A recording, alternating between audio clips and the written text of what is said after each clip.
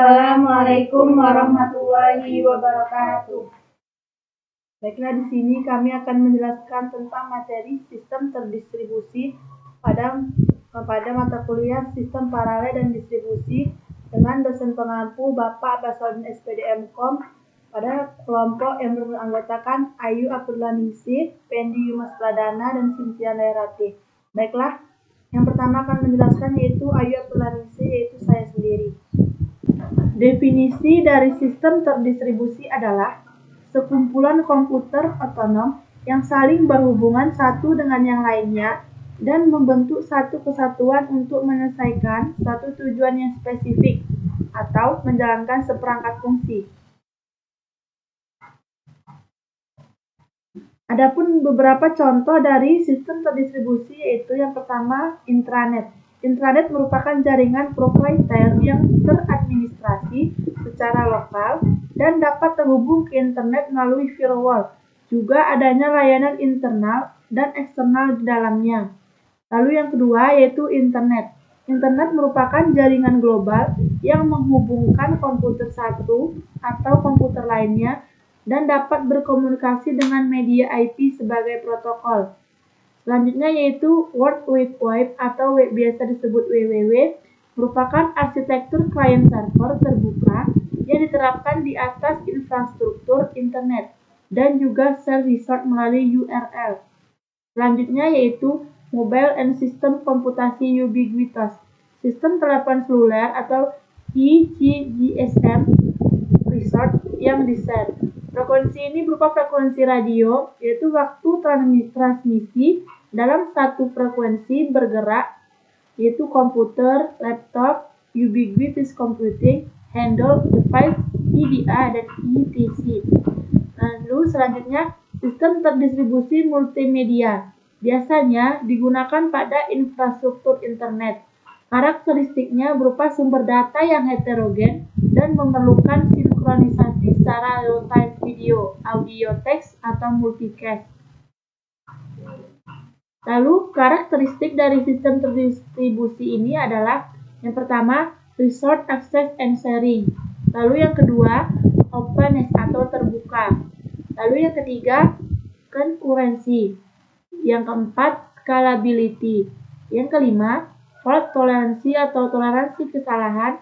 Yang keenam, transparansi. Adapun dari resource access and sharing ini merupakan kemampuan menggunakan hardware, software, atau data dimanapun dan kapanpun.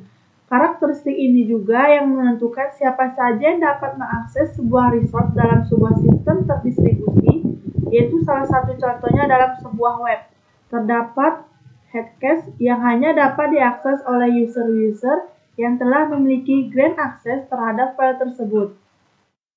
Lalu yang kedua, openness atau keterbukaan.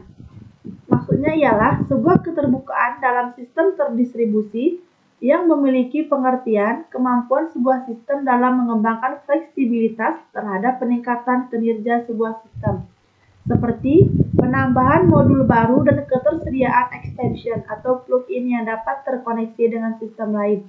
Contoh dari karakteristik ini yaitu misalkan pada sebuah aplikasi web banking yang dapat terhubung dengan sistem web memiliki perusahaan finance. Selanjutnya akan dijelaskan oleh Pendi Yumas Pradana. Baiklah, selanjutnya itu konkurensi, yaitu semua proses dalam sistem terdistribusi dilakukan secara konkurensi atau secara bersama-sama.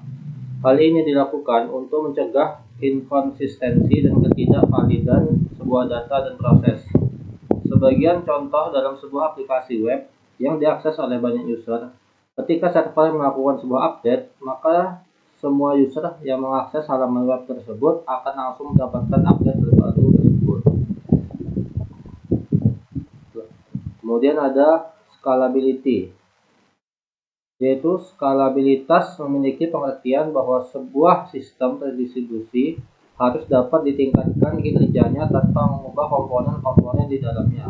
Sebagai contoh, sebuah aplikasi web yang digunakan oleh user yang terlalu banyak, maka untuk meningkatkan kinerja dari web tersebut agar tidak terjadi overload atau system down, maka perlu dilakukan update prosesor dan RAM. Dalam proses upgrading tersebut, komponen dalam web tidak perlu diubah. Selanjutnya ada fault tolerance, yaitu toleransi kesalahan. Kesalahan pasti terjadi dalam sebuah sistem, entah itu disebabkan karena ada masalah jaringan, power supply, bencana alam, atau human error. Sebuah sistem terdistribusi dirancang memiliki kemampuan untuk menangani hal-hal tersebut. Contoh dalam hal ini adalah dibangunnya sebuah clustering server, di mana ketika server utama mengalami down karena beberapa penyebab kesalahan, maka extended server langsung membackup sistem utama dan menggantikannya. Kemudian selanjutnya ada transparansi. Secara umum, transparansi di sini tidak berlaku untuk user biasa yang mengutamakan fungsionalitas. Apakah ia sedang menggunakan sistem yang terdistribusi atau tidak? Namun secara khusus bagi seorang pengelola, baik itu developer ataupun administrator sistem, sangat perlu untuk mengetahui arsitektur dari sistem yang sedang digunakan, karena untuk mempermudah bagi mereka dalam mengembangkan dan memelihara sistem tersebut. Baiklah, selanjutnya akan disampaikan oleh Cynthia Nalirati. Baik, selanjutnya ada model sistem terdistribusi. Ada beberapa model. Yang pertama yaitu sistem client server. Sistem client server ini merupakan bagian dari model sistem terdistribusi yang membagi jaringan berdasarkan pemberi dan penerima jasa layanan. Nah, pada sebuah jaringan akan didapatkan file server, time server, directory server, printer server, dan seterusnya. Yang kedua ada sistem point-to-point. Nah, sistem point-to-point ini merupakan bagian dari model sistem terdistribusi, di mana sistem dapat sekaligus berfungsi sebagai klien maupun server. Yang ketiga ada sistem tercluster. Sistem tercluster ini adalah gabungan dari beberapa sistem individual dalam komputer yang dikumpulkan pada suatu lokasi, saling berbagi tempat penyimpanan data atau storage, dan saling terhubung dalam jaringan lokal atau local area network. Nah, sistem tercluster ini memiliki persamaan dengan sistem paralel dalam hal menggabungkan beberapa CPU untuk meningkatkan kinerja komputasi. Jika salah satu mesin mengalami masalah dalam menjalankan tugas, maka mesin lain dapat mengambil alih pelaksanaan tugas itu. Dengan demikian, sistem akan lebih handal dan fault toleran dalam melakukan komputasi. Selanjutnya ada tantangan sistem terdistribusi. Nah, tantangan yang pertama itu ada keheterogenan. Suatu sistem terdistribusi dapat dibangun dari berbagai NW, OS, HW, dan PL yang berbeda. IP dapat digunakan untuk mengatasi perbedaan jaringan. Middleware mengatasi perbedaan lainnya. Yang kedua, keterbukaan. Keterbukaan ini mendukung extensibility. Setiap komponen memiliki antarmuka atau interface yang dipublish ke komputer lain. Perlu integrasi berbagai komponen yang dibuat oleh programmer atau vendor yang berbeda. Yang ketiga ada keamanan. Share resource dan transmisi informasi rahasia perlu dilengkapi dengan enkripsi. Cegah denial of service. Ada juga share resource dan transmisi informasi rahasia perlu dilengkapi dengan enkripsi untuk mencegah denial of service juga. Tantangan yang selanjutnya yaitu ada scalability. Nah, scalability ini pemakaian membutuhkan penambahan resource yang konstan. Cegah bootleg, jika perlu gunakan replikasi.